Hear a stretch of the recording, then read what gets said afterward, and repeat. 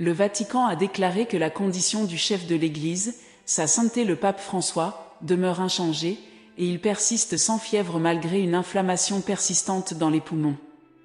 Le Saint-Siège a partagé la dernière communication sur la santé du pape, émise en fin d'après-midi le jeudi 29 novembre, par le Bureau de sensibilisation du Saint-Siège.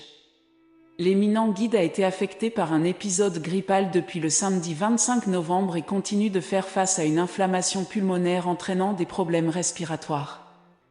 Mercredi, lors de son arrivée dans la classe de Pablo, on a remarqué une respiration lourde chez le distingué leader ecclésiastique.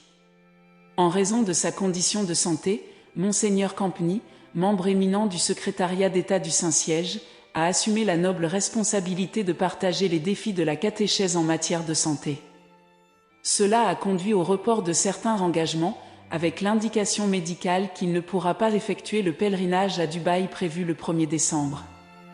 L'itinéraire habituel du Saint-Père a connu une diminution au cours de cette semaine.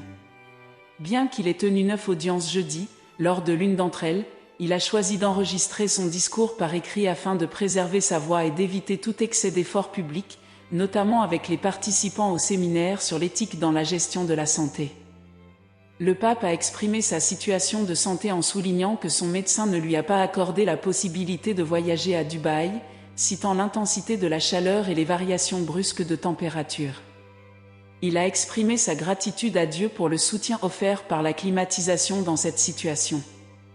Parce que ce n'est pas une pneumonie, mais plutôt une bronchite aiguë et contagieuse. Bien que cela persiste avec l'administration de médicaments antimicrobiens, après l'annonce divulguée le même jeudi 30 novembre.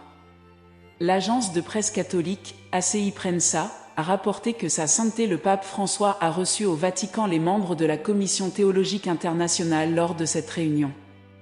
Il a évoqué l'Église mère comme une femme et une épouse, mettant en avant la situation actuelle de souffrance due à une inflammation dans les poumons qui entrave sa respiration habituelle. Malgré cela, le Pontife suprême a délivré son message et a partagé quelques mots spontanés dans ce contexte sacré. Le guide spirituel de l'Église a souligné l'importance de la contemplation théologique et a exprimé ses regrets quant au manque de participation des femmes parmi les présents.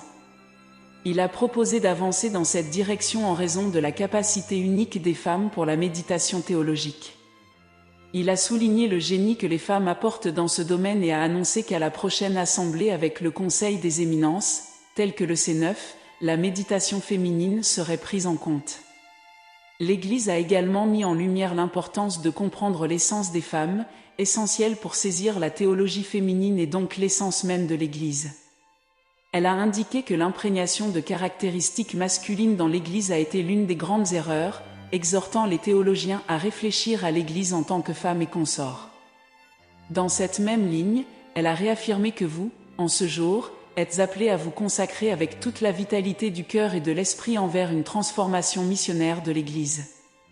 À cet effet, elle a suggéré une théologie évangélisatrice qui promeut le dialogue avec l'univers culturel, soulignant l'impératif que les étudiants en théologie le fassent conformément à la communauté divine et avec une perspective élevée vers les moins favorisés et les humbles. En proposant simultanément de s'incliner, car la théologie émerge authentiquement dans l'acte de vénération, en étant suprême sur ce chemin spirituel, correspondant aux érudits de la théologie qui diffusent des rayonnements inédits et portent la lumière éternelle du Christ à la fois dans la demeure sacrée de l'Église. Comme dans l'ombre du monde, de même que dans ses messages écrits, le souverain pontife a fait référence au synode de Nicée, dont le 175e anniversaire sera commémoré en 2025. Il a mis l'accent sur 2 défis contemporains auxquels s'adresse cette assemblée, la question anthropologique et écologique. Il a également souligné l'effort qu'il déploie pour proposer une réflexion sur l'état actuel de la foi trinitaire et christologique, tout comme cela avait été professé par le synode susmentionné dans cet environnement. Le souverain pontife François a invité à redécouvrir le synode de Nicée en mettant en avant 3 fondements, spirituels, conciliaires et écuméniques. Il a rappelé que celui qui est devenu humain pour nous et pour notre rédemption, Dieu de Dieu, lumière de lumière, non seulement représente la lumière d'une connaissance insondable, mais illumine notre existence avec l'amour du Père. Il a ajouté plus tard qu'il y avait une lumière qui nous guide sur le chemin et dissipe les ombres, et cette lumière réside dans notre vie, éternelle et naissante. Comment en témoigner si ce n'est à travers une vie resplendissante avec une joie rayonnante? Plus tard, le Saint-Père a souligné que la modalité dressée comme le chemin vers la communion et les processus participatifs doit se traduire par des attitudes de communion, suivant la dynamique trinitaire. Cette dynamique trinitaire, par laquelle Dieu à travers le Christ et par le souffle du Saint-Esprit, s'approche de l'humanité, a finalement exhorté les membres de la Commission théologique internationale à ne pas se contenter de ce qui existe déjà, mais à garder le cœur et l'esprit réceptifs pour toujours plus sur Dieu. Dans ces moments, la vitalité du souverain pontife exprime son inquiétude quant à la santé de son cœur, mais la dernière communication du Vatican apporte un soulagement en révélant que son état est stable malgré l'inflammation persistante dans ses poumons. Unissons donc nos âmes dans la prière pour sa prompte convalescence, implorant le Tout-Puissant d'atténuer l'inflammation de ses organes respiratoires, de restaurer son énergie et de l'envelopper de son amour guérisseur. Que la lumière céleste guide les professionnels de santé, et que la grâce divine soit son soutien et sa force. Que Dieu, dans son infinie bonté, bénisse le souverain pontife François et nous tous avec son amour et sa compassion. Amen éternel.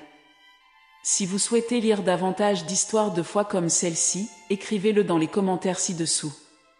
À bientôt. Ô Dieu, Seigneur de l'éternité et source inépuisable d'amour, humblement nous nous tenons devant ta majesté divine en ce moment de prière. Dans un monde souvent rempli de défis et d'incertitudes, nous cherchons refuge dans tes bras miséricordieux, où nous trouvons réconfort, paix et la promesse d'espoir. Père céleste, nous élevons nos cœurs en gratitude pour ta grâce abondante qui nous soutient à chaque étape du chemin de la vie. Tu es le roc inébranlable au milieu des tempêtes, la lumière qui dissipe les ténèbres et la source de vie qui étanche notre soif spirituelle. En ce moment, unissons nos voix dans une prière sincère, demandant ta bénédiction sur chaque personne faisant face à des défis, qu'ils soient visibles ou cachés. Que ta présence divine enveloppe l'humanité, offrant réconfort aux cœurs affligés, guérison aux malades et force aux fatigués. Au milieu des tribulations, que ta paix surnaturelle imprègne chaque esprit, dissipant l'anxiété et apportant sérénité. Que la puissance de ta parole inspire confiance aux cœurs abattus, rappelant à tous qu'en toi, nous trouvons un refuge sûr. Seigneur, en cet instant de communion avec toi, répands ta sagesse sur nous pour que nous puissions comprendre les desseins de ta volonté. Aide-nous à voir au-delà des circonstances temporaires, en nous confiant en ta souveraineté qui gouverne tous les aspects de la vie. Donne-nous la capacité d'être des agents de ta grâce, répandant l'amour et la compassion partout où nous allons. Dans ta miséricorde infinie, étends ta main protectrice sur les nations, guidant les dirigeants avec discernement et compréhension. Que la justice et la paix fleurissent, transformant les cœurs et favorisant l'harmonie entre les personnes de toute culture et nation. En particulier, Seigneur, nous dirigeons nos pensées et prières vers ceux qui font face à la souffrance, à la maladie et au désespoir. Que ta guérison soit répandue sur les malades, ta consolation sur les affligés et ton espoir sur les découragés. Permets-nous d'être des instruments de ta paix, apportant la lumière dans les endroits les plus sombres et le réconfort aux cœurs abattus. Dieu aimant, nous faisons confiance à ton pouvoir transformateur, croyant que même dans les moments les plus difficiles, ta grâce est suffisante pour nous soutenir. Que, dans notre parcours terrestre, nous puissions refléter ta lumière divine, guidant les autres sur le chemin de la foi et de l'espérance. Au nom de ta souveraineté, ô Dieu, nous déposons nos supplications et exprimons notre gratitude. Que cette prière soit comme un encens agréable à tes oreilles, résonnant dans les cœurs de ceux qui cherchent ton visage. Que la paix qui dépasse toute compréhension soit sur nous maintenant et pour toujours. Prière de notre Seigneur, partie 2. Ô Dieu, Créateur de toutes choses, dans l'humilité et la révérence, nous nous tournons vers toi en ce moment sacré. Toi qui es la source inépuisable de sagesse, d'amour et de grâce, entends les prières de nos cœurs sincères. Dans ce monde en perpétuel mouvement, où les préoccupations quotidiennes nous accablent souvent, nous te demandons ta guidance pour trouver la sérénité au milieu de l'agitation. Guide-nous au-delà des angoisses du présent, nous permettant d'entrevoir la vision plus grande de ta volonté divine dans nos vies. Père céleste, nous implorons ta bénédiction sur tous les êtres humains, quelle que soit leur origine, leur foi ou leurs circonstances. Que ton amour enlace chaque âme, apportant réconfort aux affligés, guérison aux malades et espoir aux découragés. Que la compassion que tu émanes soit ressentie par chacun de nous, nous encourageant à tendre la main au prochain avec générosité et empathie. En ce moment de réflexion, nous recherchons ta sagesse pour comprendre les défis auxquels nous sommes confrontés en tant que société. Accorde-nous le discernement pour surmonter les divisions et cultiver une véritable fraternité entre les nations. Que la justice fleurisse dans chaque recoin du monde, offrant égalité et respect à tous les êtres humains. Seigneur, inspire-nous à être des agents de changement positif dans nos communautés, promouvant la paix, la compréhension et l'amour mutuel. Que nos actions reflètent ta lumière, dissipant les ombres de l'injustice et de l'inégalité. En particulier, nous élevons nos prières pour ceux qui font face à des adversités, qu'elles soient physiques, émotionnelles ou spirituelles. Que ton abondante grâce atteigne chaque personne dans le besoin, renouvelant ses forces et restaurant l'espoir dans son cœur. Dieu de miséricorde, nous faisons confiance à ta providence divine pour nous guider sur les chemins de la vérité et de la vertu. Que, face aux défis quotidiens, nous puissions les affronter avec courage, foi et compassion, nous rappelant que ta présence constante nous soutient.